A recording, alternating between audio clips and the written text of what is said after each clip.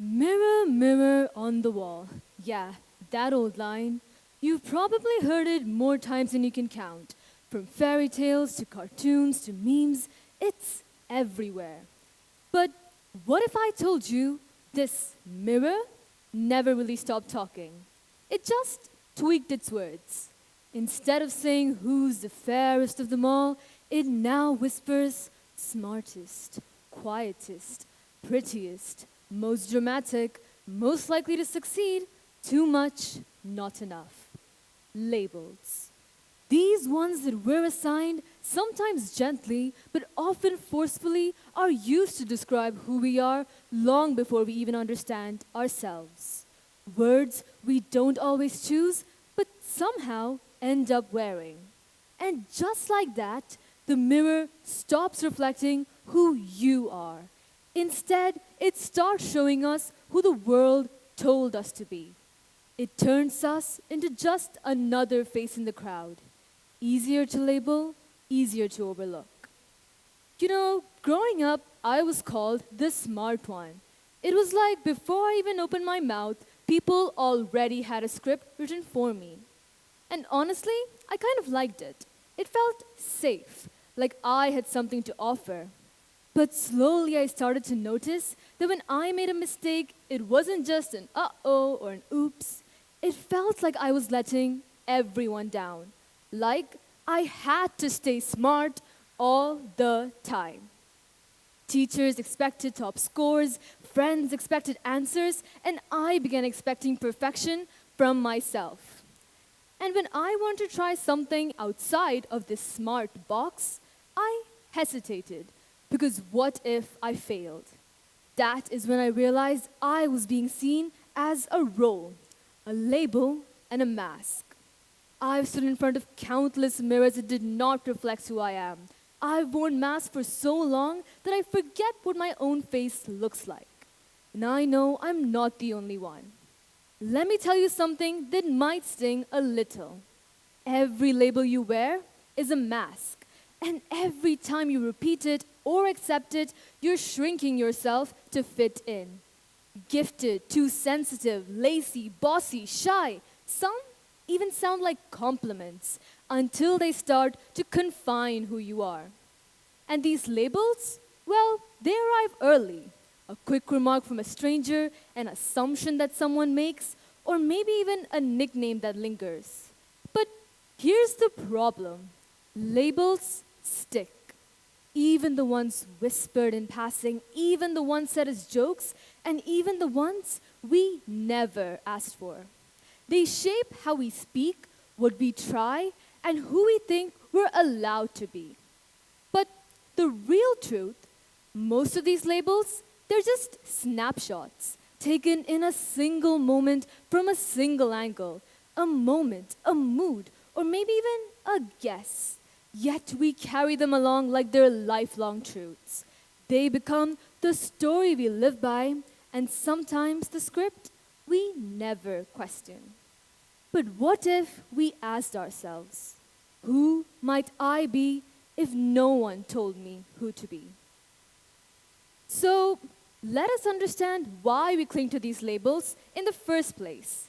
In the simplest sense, labels help us to feel safe. It helps us to make sense of the world more quickly. It's like sorting people into boxes because, well, boxes are neat and the world isn't. Through simple moments, a child who speaks their mind becomes bossy. A quiet one becomes antisocial, and someone who's just different becomes weird.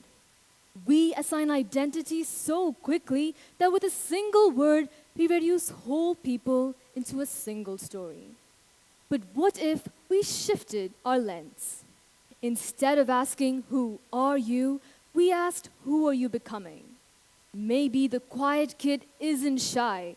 They're deeply observant. Maybe the one who always makes jokes isn't attention seeking. They're just hiding their hurt. Maybe the overachiever isn't chasing trophies. They're running from the fear of not being enough. Because truth be told, no one is just one thing and no one should be. The mask? The mask starts as a defense. You act confident because you're told you're a leader. And you act small because once someone told you to stay in your lane. And slowly, this act becomes a role. This role becomes a rule, and before you know it, you're living a life written by someone else's pen. And the mirror? The mirror only truly reflects what it sees on the surface. It cannot show your dreams, your silent struggles, what you've overcome. That's society. Polished, biased, flattering one moment, and brutal the next. We are born as stories. Messy, beautiful, unwritten stories. But somewhere along the way, people decided it was okay for them to start handing us headlines. You're too emotional. You're not leadership material. You're just a girl. You're just a boy. Just what? Let me be very clear. No one gets to reduce you to just anything. And sometimes that permission has to come from you. Instead of labeling ourselves as not creative, maybe we just haven't found our medium. And instead of saying, I'm not brave, maybe we've just never been given a reason to. That's what this talk is really about. Not just how we see others, but how we see ourselves. So, what do? We break the mirror, we burn the mask, and we finally ask ourselves a question that changes everything. Who might I become if I stop living for the label? It's about loosening the grip of labels that no longer serve us. Not about losing your identity, but in reclaiming it. It's about giving ourselves and others the space to grow, change, and unfold. Because at the end of the day, underneath every label is a person. And beneath every person is a story that is still being written. You are not a label. You are not a role. You are not just what the mirror shows. You are a work in progress, and that is more than enough. When we stop limiting ourselves and others to a single definition, we see all the ways in which we can grow. So, I'll leave you with this. What labels have you been carrying? And what might happen if you just put them down even for a second? It isn't about rebellion, it's about revolution. Thank you.